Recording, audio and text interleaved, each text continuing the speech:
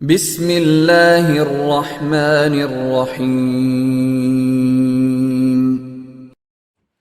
السلام علیکم ورحمۃ اللہ وبرکاتہ۔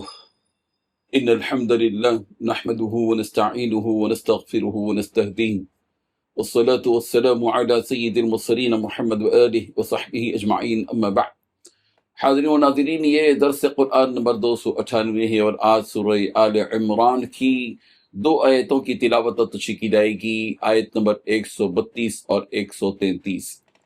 اعوذ باللہ من الشیطان الرجیم، بسم اللہ الرحمن الرحیم، وَأَطِيعُوا اللَّهَ وَالرَّسُولَ لَعَلَّكُمْ تُرْحَمُونَ وَسَارِعُوا إِلَى مَغْفِرَةٍ مِّن رَّبِّكُمْ وَجَنَّةٍ عَرْضُهَا السَّمَاوَاتُ وَالْأَرْضُ أُعِدَّتْ لِلْمُتَّقِينَ، صدق اللہ العظیم۔ لفظی ترجمہ یوں ہے، وَأَطِيعُوا اللَّهَ، اور تم اطاعت کرو اللہ کی، والرسول، اور رسول کی، لعلکم ترحمون، تاکہ تم رحم کیے جاؤ، وسارعوا، اور تم جلدی کرو، الی مغفرت، بخشش کی طرف، من ربکم، اپنے رب کی، وجنت، اور جنت کی طرف، عرضها، کہ اس کا عرض ہے، السماوات، آسمان، والارض، اور زمین، اعدت للمتقین، وہ تیار کی گئی ہے متقین کے لیے۔ ترجمہ یوں ہے، اور اللہ اور رسول کی بات مانو تاکہ تم سے رحمت کا برتاؤ کیا جائے، اور اپنے رب کی طرف سے مغفرت اور وہ جنت حاصل کرنے کے لیے ایک دوسرے سے بڑھ کر تیزی دکھاؤ، جس کی چوڑائی اتنی ہے کہ اس میں تمام آسمان و زمین سما جائیں، وہ ان پرہیزگاروں کے لیے تیار کی گئی ہے۔ ان دو آیتوں میں 4 باتیں بتلائی گئی ہیں۔ پہلی بات، اللہ اور رسول کی اطاعت کرو تاکہ تم پر رحم کیا جائے۔ دوسری بات، مغفرت اور جنت کی طرف دوڑ لگانے کا حکم دیا گیا۔ تیسری بات، جنت کی چوڑائی آسمان و زمین کے برابر ہے۔ چوتھی بات، جنت متقیوں کے لیے تیار کی گئی ہے۔ بزرگان محترم، پچھلی آیتوں میں سود خوری سے بچنے کی تلقین کی گئی، سودی رقم کھانے کی، اور تقوی اختیار کرنے کا حکم دیا گیا، اور اس دوزخ سے بچنے کا حکم دیا گیا جو کافروں کے تیار کی گئی۔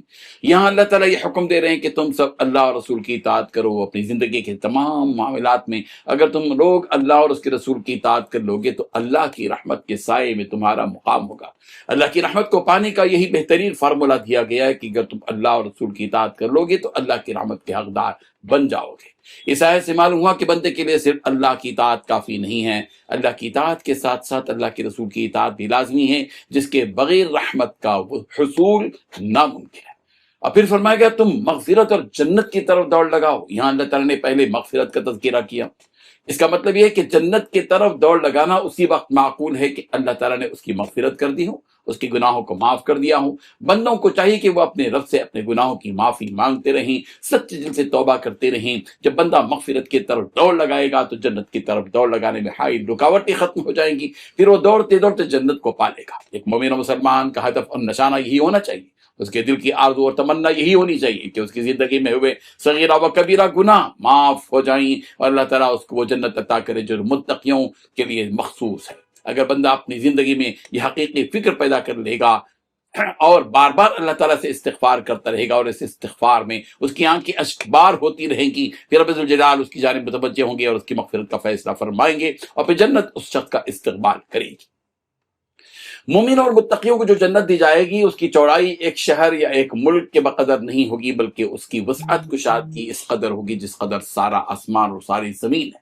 انسان کے دماغ میں اس سے زیادہ وسعت کا تصور کیا نہیں جا سکتا۔ اللہ تعالیٰ نے انسان کو سمجھانے کے لیے آسمان و زمین کی کشادگی و وسعت کا ذکر کیا، ورنہ اللہ کی قدرت تو اس سے بھی بڑھ کر ہے۔ یہ قیمتی جنت صرف متقیوں کا نصیبہ ہوگی، یہ انہی لوگوں کے لیے تیار کی گئی ہے جو پرہیزگاری کی زندگی گزارتے ہیں اور تقوی ایمان کے بغیر قبول نہیں ہے۔ اسی لیے سورہ حدید کی آیت نمبر 21 میں 21 میں اسی جنت کے بارے میں یوں کہا گیا کہ اعدت للذین آمنوا باللہ ورسولہ، کہ یہ جنت اللہ اور اس کے رسولوں پر ایمان رکھنے والوں کے لیے تیار کی گئی ہے۔ رب ذوالجلال ان آیات کو سمجھنے کی اور ایمان و تقوی پر قائم رہنے کی اور نبی اور اللہ اور اس کے رسول کی اطاعت کرنے کی توفیق عطا فرمائے۔